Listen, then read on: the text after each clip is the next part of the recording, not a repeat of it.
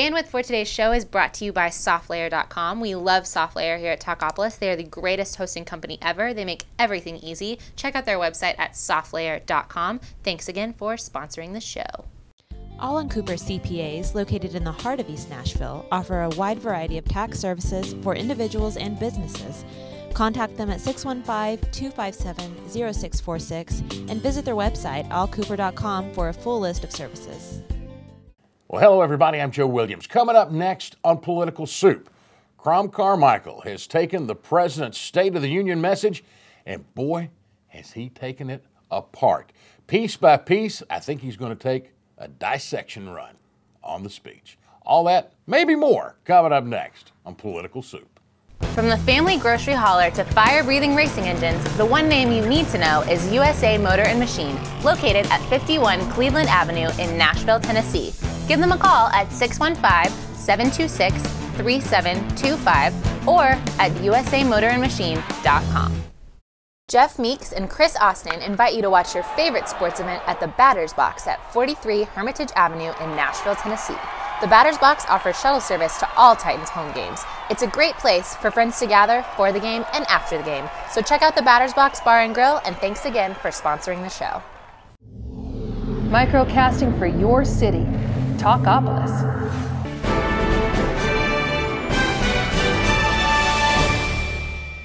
Well, hello, everybody, and welcome into Political Soup. I'm Joe Williams, along with Crom Carmichael. And Crom, this past week, President Barack Obama gave his fifth State of the Union speech, typically recognized as the most important communication from the president to Congress, both houses, and to the American people.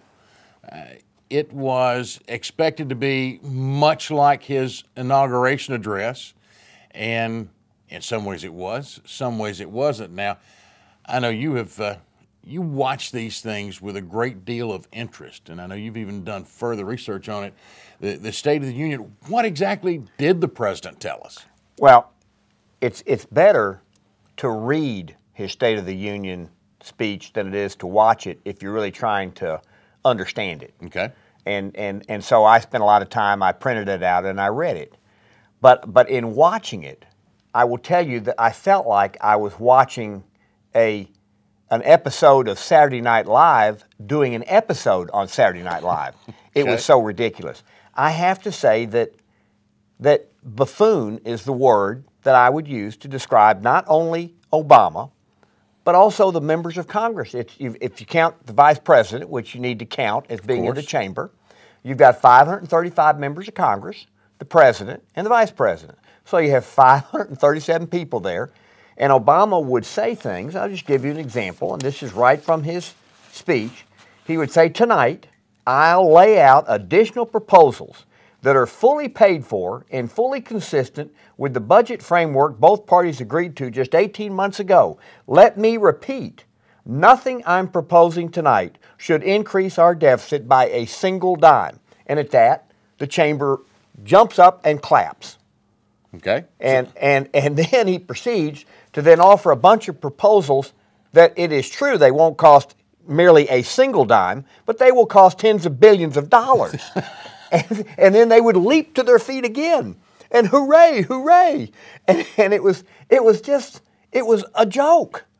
Well, and so what we'll do is we'll go through some of the things that he said and then some of the logic behind it. And it's absolutely mind-boggling what he said last night, and actually I guess night before last, and it's just you had to, after you look at it and after you read it, I had to laugh. Devil's advocate here. If we're proposing new programs that will not increase the deficit, won't cost any more money, bear with me, it's kind of like at my house. Okay. I want to do something different, but I don't want to spend any more money. That means something's got to go. Right. Did we hear that? No. Okay. No, nothing's going to go. He began his speech with there were three times where he said we need to tax the wealthy. He said we need to reduce the deficit. How do we do that? We tax the wealthy. He said we need to negotiate and fix this sequester. How do we do that? We need to tax the wealthy. Then he said, we need to reform Medicare. How do we do that? We need to tax the wealthy. Now, let me just say this. If you are a spouse of a person in California who's already wealthy, making, say, $500,000 a year, and in San Francisco, that's pretty wealthy, but it's not super wealthy. But if you're a spouse, and your spouse is already making $500,000 and you go to work, the very first dollar that you make, you pay 71% in taxes. 71%. And he says, let's raise taxes some more. So reduce the deficit? Are we going to tax that spouse 80%, 90%? And at what point, let me say this, Arthur Laffer has said there are 2 tax rates where you can be assured of collecting exactly 0. Okay. Those 2 tax rates are 0 and 100%.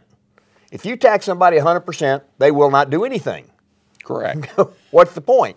2 questions, and I'm still trying to find at least the government's definition of wealthy, because I've got to believe that what would be wealthy in our home base of Nashville might well be struggling in New York City. Sure.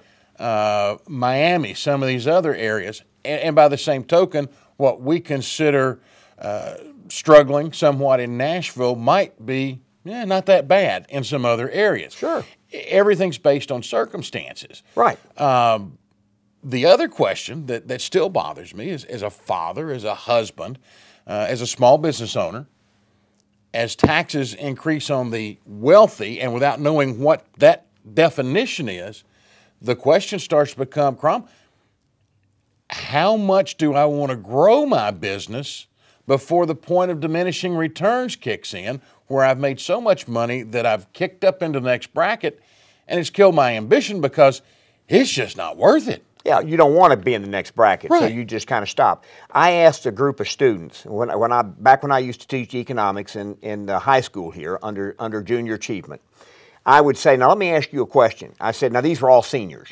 I said, how many of you all think that graduating from high school will benefit you economically? And they all raised their hand. Okay.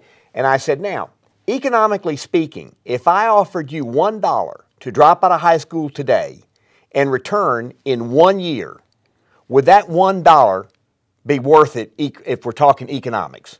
And they go, of course not. I said, but if I offered you $1 million to drop out of school for 1 year, then you come back, pick up right where you left off, graduate from high school and move on, but now you got $1 million. Would that be worth it? Can I go back and do that? Yeah, well, almost everybody says, well, yeah, that'd be worth it. And I said, now, here's what's interesting. If I had the time to count $1 at a time from $1 to $1 million, some point along the way, the last dollar I said didn't cause you to raise your hand, but the next dollar did. And every student in there would have a different dollar amount. Okay. Some might do it for $5,000. Some might $10,000. Some might $15,689. But the point is that it's this marginal change, because not everybody reacts. So when you said the small business person says it's not worth it, one small business person might say, you know what, I live in Tullahoma, making $120,000. That next tax bracket, it's not worth it. I'm not going to hire any more people. I'm not going to expand my business. I can live on my $120,000. That person, same person living in New York City, $120,000, might not get it, so he might want to make more. But the point is that everybody, and their family situation, if they've got 2 kids, they're trying to send them to get a good education in a private school, they might need to make more than somebody else. Likewise, if you take a low-income person, a woman who is on welfare with 2 children, right now her total federal government benefits are approximately $45,000. That includes aid to families with dependent children, food stamps, Medicaid, housing vouchers, $45,000. The first $9,000 of income that lady makes does not change her benefits. Right. From $9,000 to $29,000, every dollar she makes reduces her benefits by 67%. Now, if you take the tax rate of Social Security and Medicare that comes out of that $20,000, she's all of a sudden in the 85% tax bracket.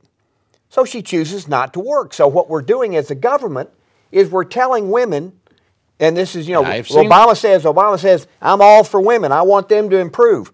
Well, and by the way, from $29,000 to $59,000, it's 100% tax rate. So they lose it all. You lose it all. You lose because by $59,000, you don't get any benefits. And so you have given up $45,000 of benefits on your way to $59,000 of income. So what do women do who have 2 children, who are on welfare? They stay there. Yeah. And so the government is essentially saying, we want you, this is what they're saying, we want you to live in poverty for the rest of your life, and we want you to raise your children to live in poverty for the rest of their lives. And that's what Obama thinks, and a lot of Democrats think is the right thing to do.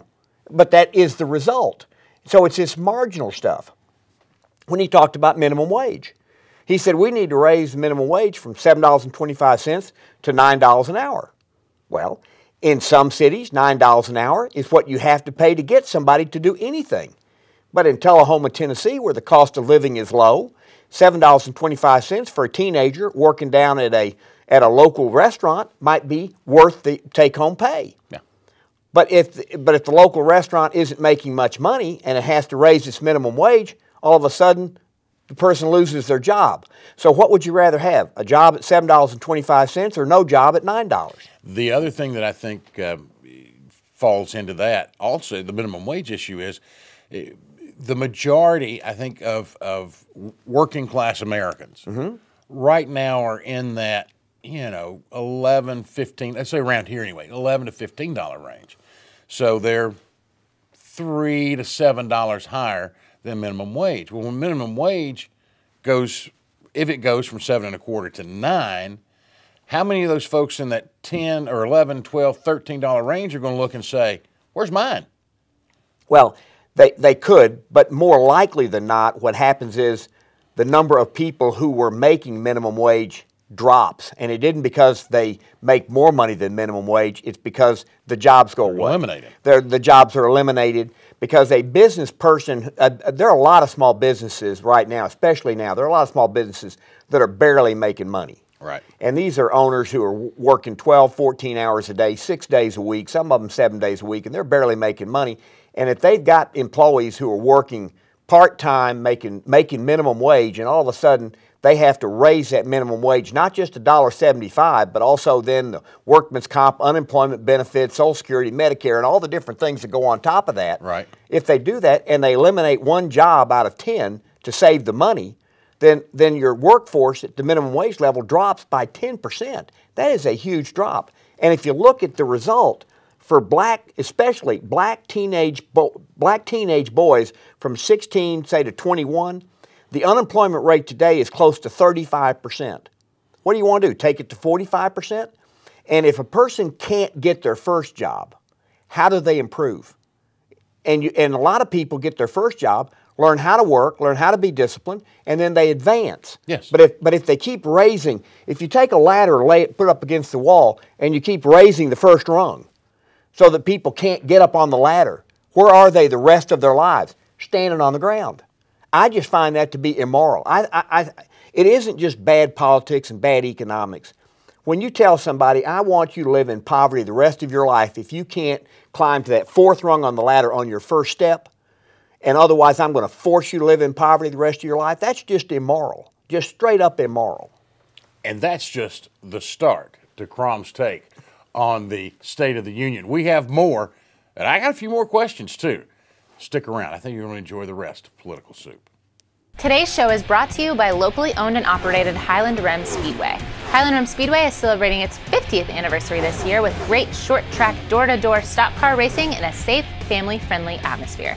Visit their website at highlandrim.com.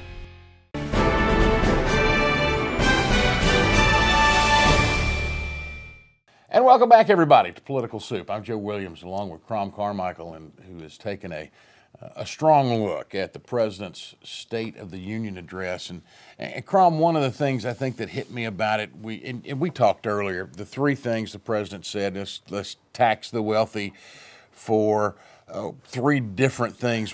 One of them was Medicare, which is a health care issue. Yeah.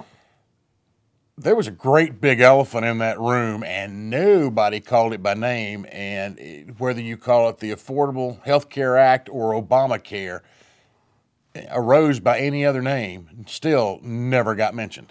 He made, Joe, he made one tiny mention of it. And then what he said turned out to be incorrect, which is what most of the rest of his speech was. One thing I've learned in watching the president is that if he says something truly forcefully, he means exactly the opposite, or the opposite is true.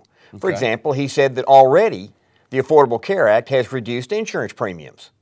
No, it hasn't. Insurance premiums are up $4,000 in 3 years on average. So that is not down, that is up.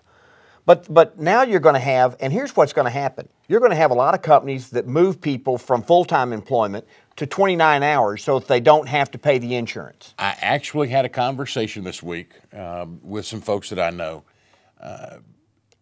They work for large corporations, and they are terrified, truly terrified, that their hours will be cut for that reason. And instead of having one job in a career, what they thought was a career, they are now going to have 2 part-time jobs. Right. Now, for those people, they will be able to get on to, and this is going to be interesting in Tennessee, because Tennessee, like 25 other states, chose not to set up a state exchange. Right. And so now the federal exchanges are going to be set up. And by the way, I haven't talked to a single person who is a knowledgeable, thinking person who thinks that the federal government will have exchanges set up by October 1st, which is when the enrollment periods begin. And I don't think they even have a clue. And here's one of the reasons that Governor Haslam chose not to set up a state exchange. He sent HHS, the Health and Human Services Department, a list of questions that he needed answers to before he decided to set up a state exchange or not. They wouldn't answer the questions because they didn't know the answers to the questions. Well, if they don't know the answers to the questions, how in the world is an entity that's supposed to live under the rules and can't find out what the rules are supposed to set up an exchange? And so Haslam, for that reason and a variety of other reasons, chose not to do so. But if you're in a state that has a state exchange, you're going to be eligible. Those people will be eligible for subsidies of anywhere from $15,000 to $19,000 a family for their insurance. Who pays that? The taxpayers. Is that in the Obamacare budget? Only 15 million people are in the budget for that. I think the number will be closer to 60 million people will end up on Obamacare, and it could be as many as 100 million.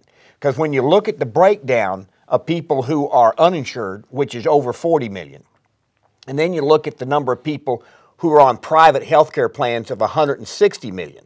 Okay. The 40 million who are uninsured are the ones that Obama's trying to get over there, but he only predicts 15 million of them will be on Obamacare. Well, what about the 160 million people when those subsidies of $15,000, $16,000 for, by the way, somebody making $30,000 to $35,000, the employer can say, I'll pay the $2,000 penalty, and you please go get your insurance on the exchange. And by the way, you're going to get a huge subsidy. And you'll even save money yourself because right now you're paying your family part. Yeah. Well, from a business standpoint, let's see. Do I want to pay the premium or just chew $2,000? Right. Duh. Yeah, when you start talking about large corporations. Well, not even large corporations. Especially with small businesses too. Hey. Yeah. Yeah, okay, I'll pay a $2,000 fine. And when I say small, I'm not talking about an employee with 10 employees. Right. I'm talking about someone with 100, 200, exactly. 300 employees. Yeah, we're not talking thousands, but just a few hundred employees. Yeah. And then they say, you know what, I'd rather pay $2,000 and not pay the $5,000 premium that I'm paying now. I'd rather pay the $2,000, let my employee go get that great big subsidy, and all of a sudden, if you're at 60 million people on Obamacare instead of 15 million, it isn't a $1 trillion program, it's a $4 trillion program, which is completely and utterly unsustainable. How do you pay for it? Well, you can't. And I think, unfortunately, what's going to happen is I think we're going to go the way of Europe, and we're going to have to hit a wall.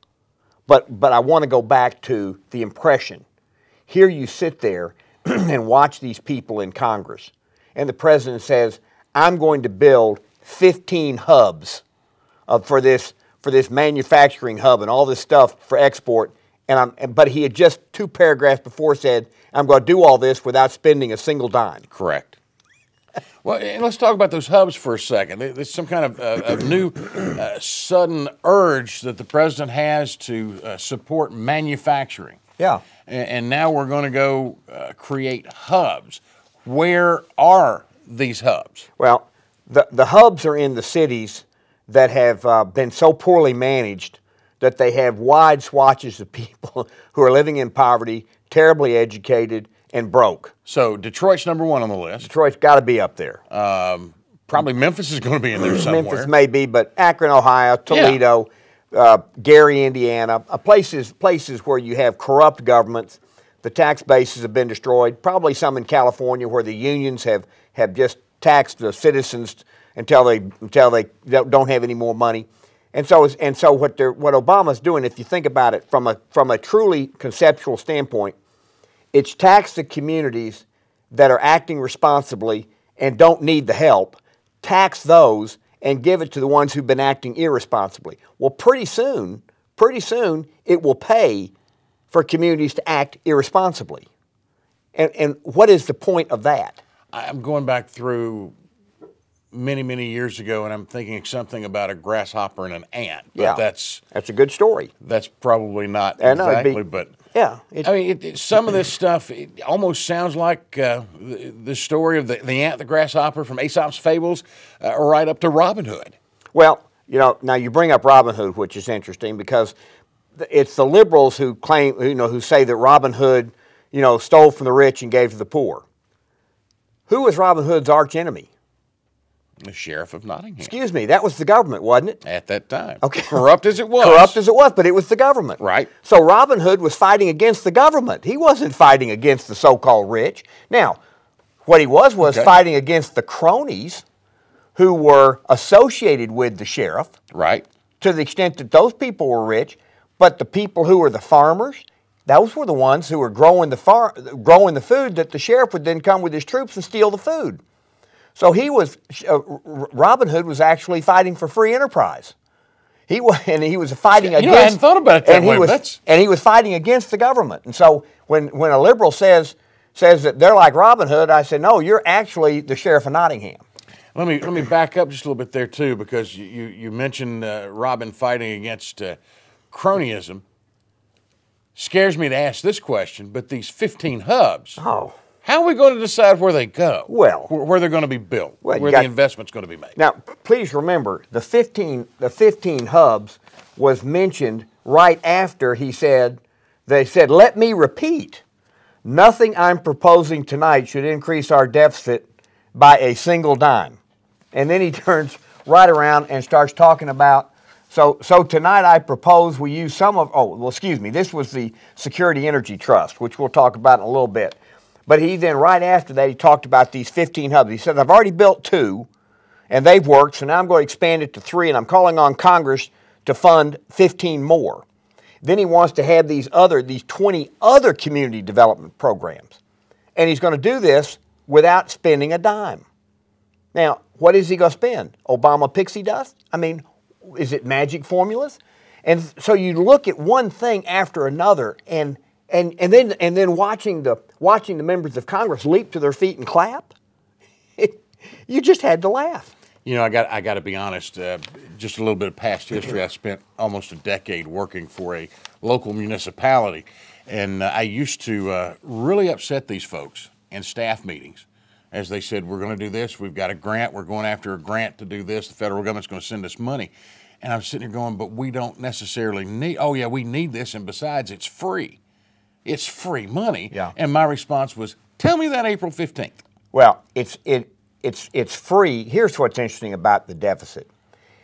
If I wanted to impose a flat tax, and this definition of a flat tax is everybody pays the same amount of dollars.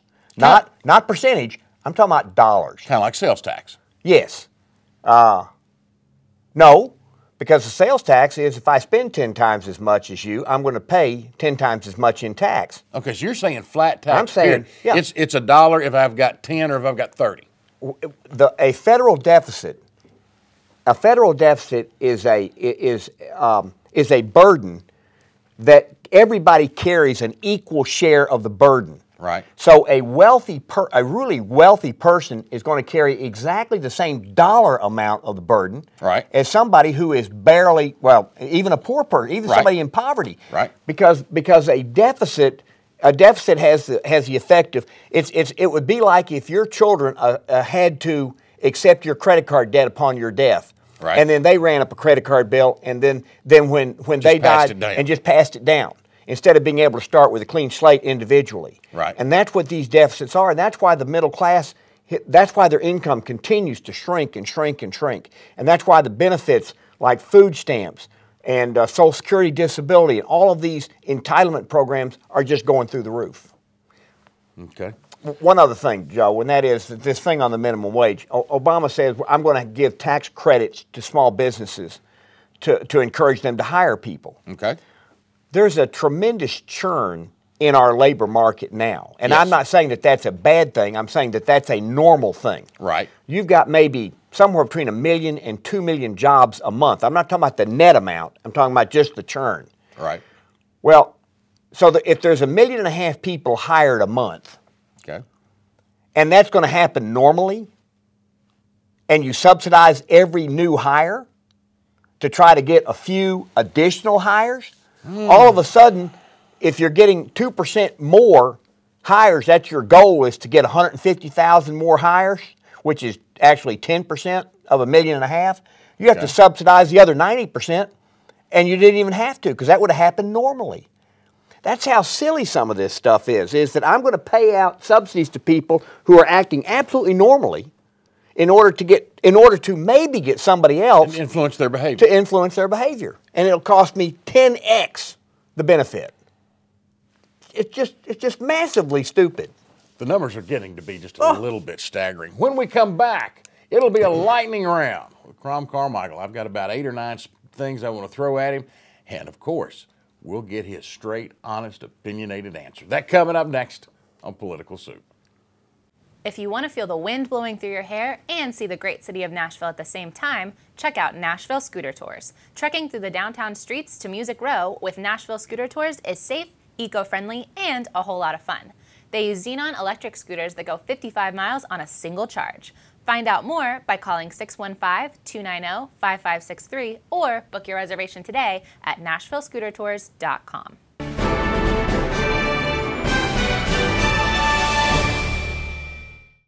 And welcome back, everybody, to Political Soup. Crom Carmichael, Joe Williams, glad to have you along with us. Crom, we promised the folks a lightning round, so I need quick answers. Okay. Sometimes you and I are not real good at quick answers. Well, we'll do the best we can. We're too busy explaining the facts. All right, let's talk about the tax code. Well, Obama said we need to simplify the tax code. Amen. He made the statement. Okay, now this was right after he made the statement that we need to increase taxes on the rich 3 different ways. But then he said we need to simplify the tax code. Then a couple paragraphs later he says, now we need to encourage small business to hire people by offering them different kinds of credits. And then we need to, and this one's a good one, he says, through tax credits, grants, and better loans, we have made college more affordable for millions of students. Well, now he wants to change that by setting up what he calls a federal college scoreboard. Now, think about that for a second. Now you're going to have a federal college scoreboard ranking colleges as to what? And what department will do that? How many bureaucrats will it be necessary? And how will they do it? So we did that through the BCS. Well, we're not talking sports. That actually works, except that they didn't get the right. Yeah, I was born in South Bend. They didn't get the right 2 teams in the championship game this year. But when you look at everything he does, he then says, tonight I propose working with the states to make high-quality preschool available for every child in America, as if that's a brand new idea. Head Start is a 30-year-old program that failed. Wait a minute. Now, whoa. Now, wait a minute. Let's be clear about something. Were you a beneficiary of Head Start? Yes, I was. Okay. That doesn't mean that it has to fail for everybody. Okay. But it means that if you put 1 million kids through Head Start, and by the 4th grade, they're no better off educationally than 1 million kids were prior to then, I'm not questioning whether or not some people benefited, although we'd never know whether you benefited or not because you might have achieved the same result anyway. That's possible. But what you have to do with a program that extends over 1 million people is you have to look and see, did those million people, on average, benefit by spending those billions and billions of dollars? And the answer is, emphatically, no. They didn't change. By the time they were in the 4th grade, they were just in the same position as kids who were not in Head Start at exactly the same time. Okay, my argument there would be, I think you've also got to look at what was available to them educationally from 1st through the 4th grade testing. Well, I'm not. I think that's got to be part of it. That may be. Maybe the others had great teachers that caught them up. Well, maybe so. But the point is that the president wasn't talking about how we're going to improve education from here all the way through college. Right.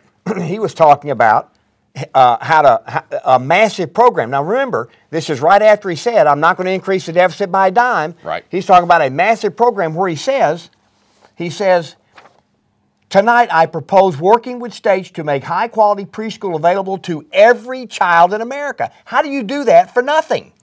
You can't. Well, and then they jump to their feet. The Congress jumped to their feet. What I think happens here is it becomes almost child care. Childish. Well, child care instead of child education. And sometimes that happens. And I know in particular cases that was the only option. But this was a good thing. Sometimes this is a good thing. I'm not saying that it's always a bad thing. Right. But when you're going to say, I'm going to do this and it's not going to cost anything and it's going to benefit every child? No. I mean, you can't do, let me say this.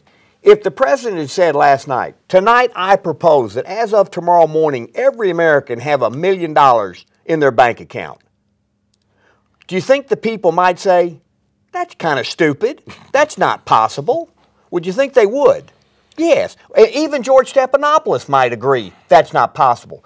These things are just as impossible as saying every American as of tomorrow morning is going to have $1 million. You cannot have a program of early education for every child in America at the same time you're claiming it's not going to cost a dime. Now there's one. Okay, we're good there. And he said, I'm going to repeat myself. Yeah. That's what he said early on. Let me repeat myself. This is not going to rate none of my proposals. Then he says this. Then he's got another one over here where he's going to repair 70,000 bridges. We've got this infrastructure program. I'll find it here in just a second. But I mean, right. you go through. Is that the Fix It First program? That was the Fix It First program. Fix It First is the bridges. Yeah, he's going to have and he's going to build infrastructure and pipelines. All of these in partnerships. Now, please understand. Pipelines. He can't approve the one that's sitting there now. He wouldn't approve the pipeline that was going to be paid for privately. Right. Didn't want a penny of government funding. But no, he wants partnerships. And so when you look at it, he wants the government to be responsible for everything. And there was a country that tried that. They called it the Soviet Union. And they did, and I'm not saying that therefore he's a communist. What I'm saying is it's buffoonery to believe that something as complex as the U.S. economy that serves so many people with so many different interests in what they want to spend their money on at any given time, that you can have some central planning that ends up resulting in an improved economy. You wind up with a bridge that goes nowhere. Yeah. Second one. 70,000 of them. Energy Security Trust. Yeah. What he says is we're going to tax energy. Well, if you tax energy, who pays the tax? I'm taxed on energy now. Yeah, well, you get to pay more. He wants to set up an energy tax on the energy that's affordable. That would be fossil fuels. Right. That would be oil. Right. It'd be gas, gasoline. It'd be coal. It'd be these types of things. He wants to tax that, and then he wants to then spend it on what he calls renewables. That was Solyndra. That would be one example. Now let me give you one example of something that just is amazing to me. Wind power. Okay? The wind power plants that we have today kill 440,000 birds a year, including dozens of bald eagles and golden eagles. Do you know that bald eagles and golden eagles are protected? They're protected. If you're a farmer and you inadvertently, if you think you're shooting a vulture, maybe you don't have very good eyesight, and you shoot an eagle, it's a fine. It's a fine, and you go to jail. Yeah. But if you're running a wind farm, you can actually apply to the federal government for a permit to kill eagles. You can actually apply for that. Now, so what does the Audubon Society do? because it's liberal, it just kind of turns its head. It might send a letter every so often saying, you know, I'm not sure that these wind farms are such a good idea because they're killing all of our birds and they're killing our eagles and some of our other endangered species. And so so he wants to spend more money on more wind farms. So what does he want? Is his goal to kill 1 million birds a year? I don't know. Well, does he want to eradicate the eagle population? Who knows? In my former my business, that's one of the things that I worry about sometimes, because when you talk about renewable energy, the United States EPA lists incinerators for solid waste to recover the energy to create electricity as a renewable source. That's one side of the EPA. Okay. And it is a more preferred method than landfilling. However, the clean air side makes it virtually impossible to financially build and operate. And the ones that are operating, their cost per ton is multipliers over landfilling. Those kind of mixed signals is what drives me nuts. Yeah. Out of the same department. Well, it may not be exactly the same department, because you have one department up there that tells you can't do this, and then you have another department that tells you can't do that, and then if you're trying to comply with both of them, the only thing the garbage can do is pile up. Ding ding. Because you can't bury it, you can't burn it. Immigration. Well, that was an interesting subject, because the president says we need to have immigration reform. Now, a couple of shows ago, we talked about the FBI referring 76,000 cases to the Bureau of Alcohol, Tobacco, and Firearms, Right. for them to investigate whether or not any of these 76,000 people should not be able to buy a gun. Now, the Bureau of Alcohol, Tobacco, and Firearms prosecuted 44 out of 76,000, 44. Now, and the reason I say that is this: E-Verify is a big part of this immigration program, to force employers to determine whether or not somebody's here illegally. Right. 14% of the time, it's incorrect. And if you find out that somebody is an American citizen is improperly verified as not being legal, you can't hire them. Now this is the same government, by the way. What I'm saying is that it will become a giant. It takes the mess that we have now with immigration, and it explodes it into 14% of the working population over time, and so that would be a terrible idea. And putting the burden on employers is a bad idea. Solving the immigration problem is pretty simple: secure the border, a guest worker program, and green cards for people. And in this case, the president says, you graduate from college with a graduate degree or a degree in mathematics or science, you get a green card. Mm-hmm. I'm fine with that. And I'm fine with a guest worker program that includes a background check, so that if you're a criminal, you can't get in. Yeah. Now, the other thing that's interesting about immigration is that under our current law, the people who are allowed to become citizens first are the relatives of current immigrants. Right. Well, a relative of a current immigrant may or may not be able to hold a good job or do it. In other words, it's literally a lottery based on birth. Sure. And the immigration policy ought to be that we want to attract people who want to come here, work hard, and improve their lot in life. All right. And it's not working. It doesn't work that way. Next topic. Yeah. Gun control.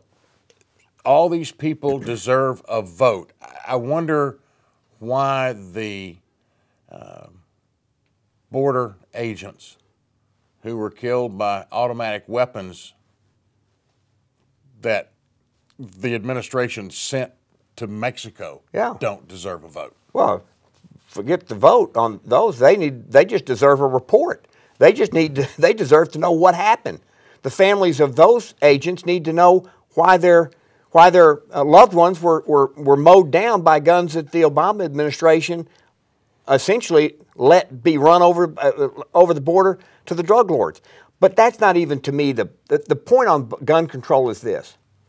Even Vice President Biden said that a national database on a background check won't keep mentally ill people from killing people.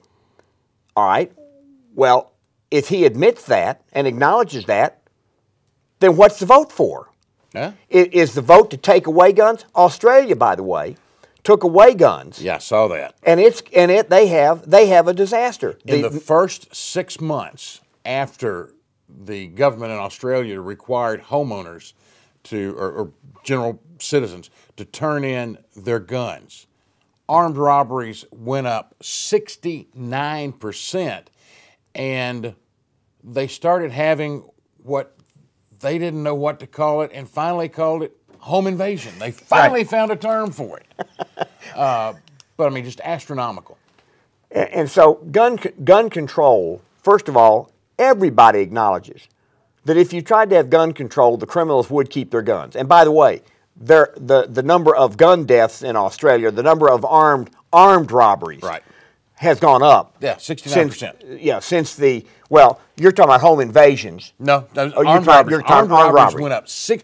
And home invasions were something they'd never had before. Okay, all right. They didn't know what they were. And you know, as even the chief of police was saying in one location, he said, they're not afraid anymore. Right. They're not afraid to go into a house anymore because they know they don't got a gun. Sure. Hooligans will just bust into the house, steal anything they want, beat up the people there, and leave. Exactly. And they don't have to worry about whether or not they have guns for self-protection.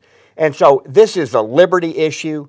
It's really at the core of our culture, and I know it's at the core of our culture because it's the Second Amendment in the Bill of Rights. And so gun ownership and the right to self-protection and the right to protection against your government. The Second Amendment was there primarily for that reason then, because we had just fought the British. Do you think we would have beaten the British if we had gun control? No. If Americans didn't have gun control, would we have beaten the British? Do you think the 6 million Jews who were killed by Hitler would have been better off had they had guns? Do you think they would have? They would have had a fighting chance. And so gun control is a really bad idea. And even the vice president says, even if we have this national database and federal background checks, mentally ill people will still do this. So what's the point? Last two parts, 2 minutes, one each. Marco Rubio. Well, Marco Rubio gave an excellent response, but his taking a sip of, I guess, water, or whatever bottled water, taking a sip of water had the liberals in the media going crazy. Now, didn't understand that. They could, they thought, Wolf Blitzer now says it was a joke, but he kept talking about it, did this ruin his political career? Did this ruin his political future? George Stephanopoulos worries about it. All these different people worry about it. Now, the reason they worried about it is his speech was dead on the money. The things he said mattered. They were important. It was a good response. They had no response. So what they did was attack the bottle of water. Last item, following along with that, if taking a drink of water kills your political career, what about Tennessee Congressman Steve Cohen from the Memphis area, who actually had a couple of tweets with a 20 to 24-year-old, I've forgotten the exact age, very attractive co-ed, who started the string by saying, he tweeted him, "Wow, I just saw you on TV." So is this the death nail in his political career? No. Steve is my age. He and I went to college together. He's my age. He's single, so he can do what he wants to. But let me say this: he made better use of his time than anybody else sitting in that audience. I say these tweets happened while he was listening, supposedly or paying attention. No, he wasn't paying attention. Well, that's why I say he was using his time better than listening. Yeah. My other response today is kind of like yours. So what? Oh. He sent a tweet. Big deal. Right. Give the man a break. Right. You know what? This may be the only time my man Crom Carmichael is giving a liberal a break. I am so proud of you. Well, thank you. I think that's probably the place we need to end this. There we go. Political Soup for this week is done. We'll see you next time. For Crom Carmichael, I'm Joe Williams. Thank you so much for joining us. We'll see you then.